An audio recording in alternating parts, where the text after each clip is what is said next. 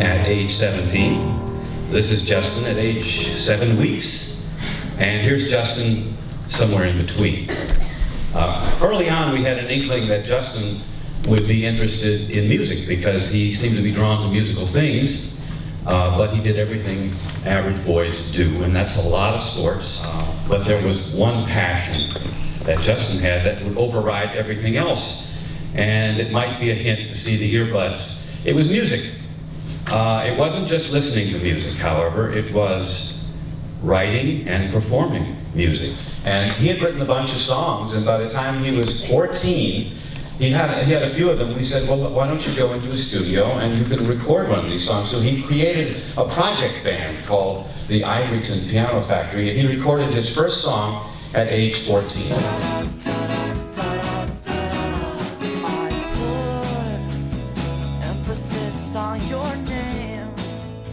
As parents, we were extremely proud. Now I want to tell you why Justin can't be with me today. It was September 8th, 2008, was to be the first full week of his senior year at Yorktown High School. It was 6:20 in the morning. His sister and mother were making breakfast, and I was on my way to work in the city, and Justin's alarm, his alarm was going off, droning.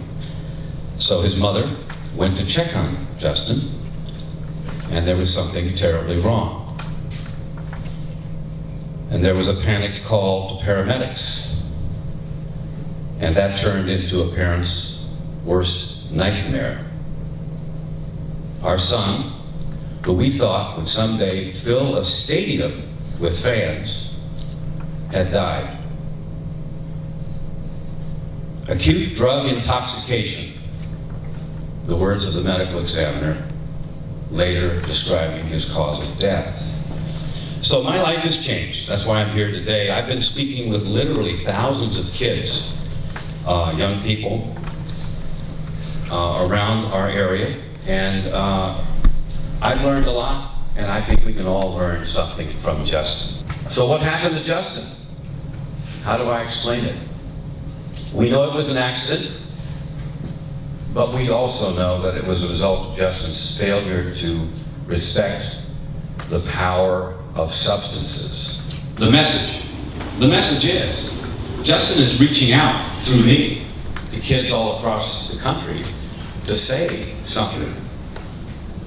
You have a choice. Abstinence is best. You'll never get into trouble. But we know the facts. We know 20% people experiment. So if you're in that category, the other message is less is more. It's using your head. It's being smart. And I gotta tell you this little story.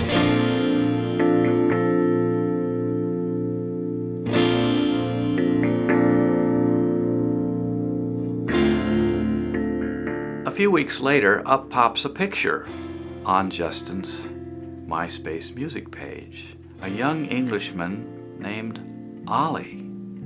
And there it is.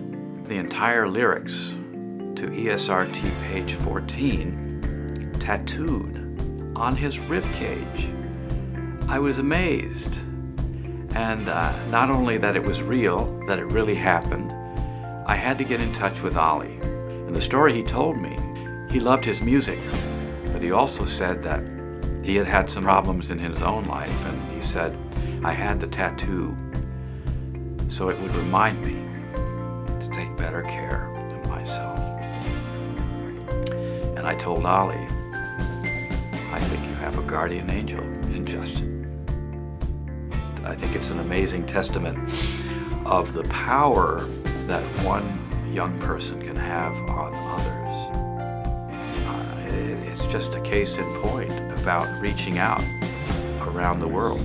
And I'm very thankful that he left something so important. But the powerful message that Justin left, here he is, 17 years old. Through me now, he's talking to you. And I'm hoping that through you now, you're delivering his message.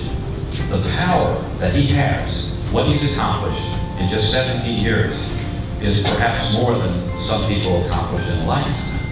So it's my hope that a message from Justin inspires you to take better care of yourself and be alert. Take care of your friends.